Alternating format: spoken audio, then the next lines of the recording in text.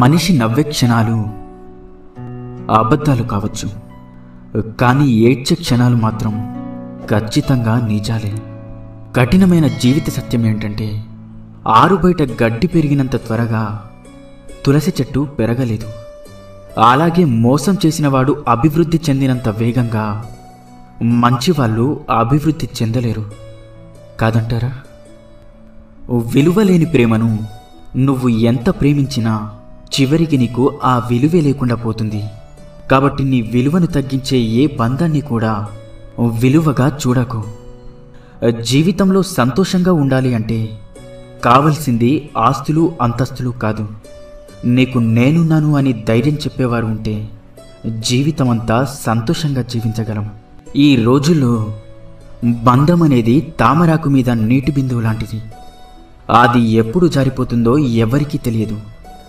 అందుకే ఎవరి మీద ఎక్కువగా ఆశలను పెంచుకోకు. ప్రశాంతంగా జీవించండి. ఒక్కరోజు దాటితేనే విరిగిపోయే పాలల్లో ఎన్నాళ్ళైనా పాడవని నెయ్యి దాగి ఉంటుంది.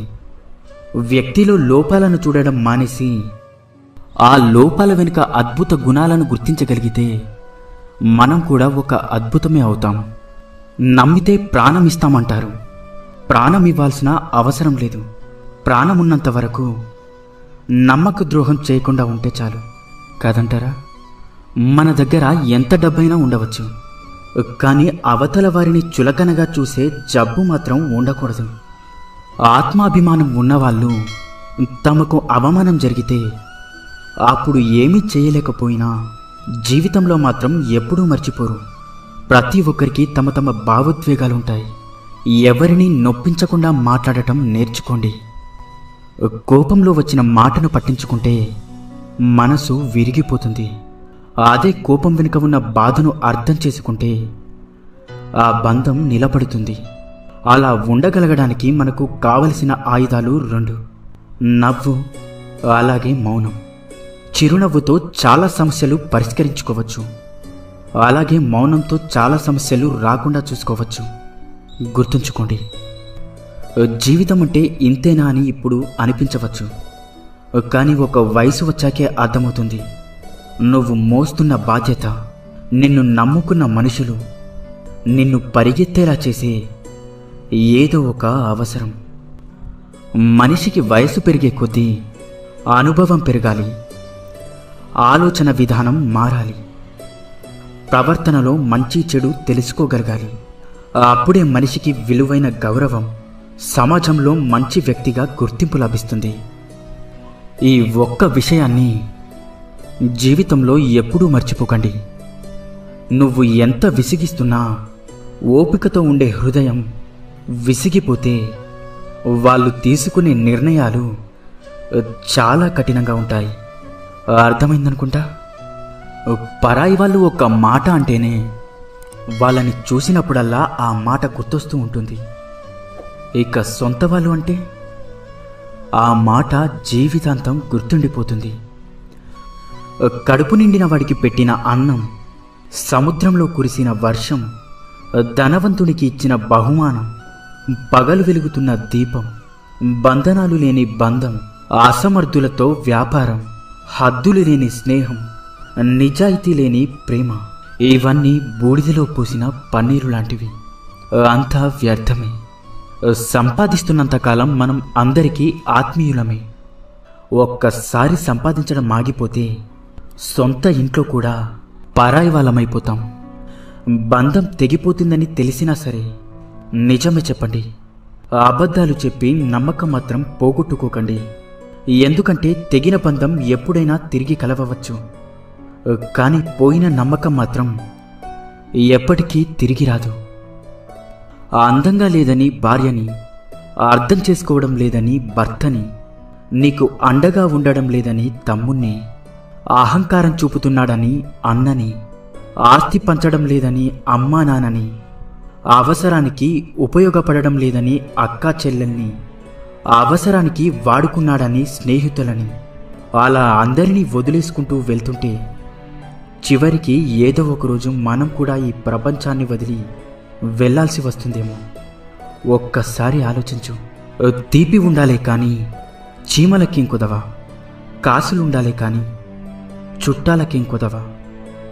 ఉప్పు తగిలితే చీమలు ఎలా అయితే చెదిరిపోతాయో, మనకు నొప్పి కలిగినప్పుడు కూడా చుట్టాలు అలానే వెళ్ళిపోతారు. మనసు ఒంటరిది. ఎన్ని బంధాలతో పెనవేసుకున్నా తనలాంటి మనసు కోసం నిరంతరం ఆరాటపడుతూ ఉంటుంది. ఒక్కసారి నీ మనసుని అడిగి చూడు, నిజమో కాదో చెప్తుంది. అసూయతో బ్రతికే వారికి సరైన నిద్ర ఉండదు. అహంకారంతో బ్రతికే వారికి సరైన మిత్రులుండరు. ఇక అనుమానంతో బ్రతికే వారికి సరైన జీవితమే ఉండదు. ఇకపై అబద్ధమే చెప్పకూడదు అని నిర్ణయం తీసుకున్నప్పుడే ఎవరో ఒకరు వచ్చి బాగున్నావా అని అడుగుతారు. కూరల్లో మజ్జిగల్లో చేరి వాటికి రుచిని అందించే ఉప్పు నీళ్ళల్లో పాలల్లో చేరితే వాటి యొక్క రుచి పోతుంది. మనం ఎంత గొప్పవారమైనా సరే ప్రతి చోట మన అవసరం అనేది ఉండదు. మన అవసరం లేని చోట తల దూచకపోవడమే వివేకవంతుని లక్షణం. వాడుకోవడం తెలిసిన వారికి వదిలించుకోవడం కూడా తెలుసు. జాగ్రత్తగా ఉండండి. సంతోషం అనేది ఎన్ని వేలు ఖర్చు పెట్టి ఎన్ని ఊర్లు తిరిగినా రాదు. మన అనుకునే వారితో ఒక్క 10 నిమిషాలైనా మనసు విప్పి మాట్లాడితే నిజమైన సంతోషం దొరుకుతుంది.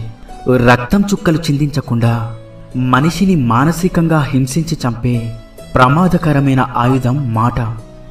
దానిని మూర్ఖుడు వాడిన తర్వాత ఆలోచిస్తాడు. తెలివైనవాడు ఆలోచించి మాట్లాడతాడు. జీవితంలో కొన్నిసార్లు ఒంటరిగా నడవడం కష్టంగా ఉండొచ్చు. కానీ ఆ ఒంటరితనమే డబ్బు విలువ, మనుషుల విలువ, సమయం యొక్క విలువ, అలాగే జీవితం యొక్క విలువ అన్నీ నేర్పిస్తుంది.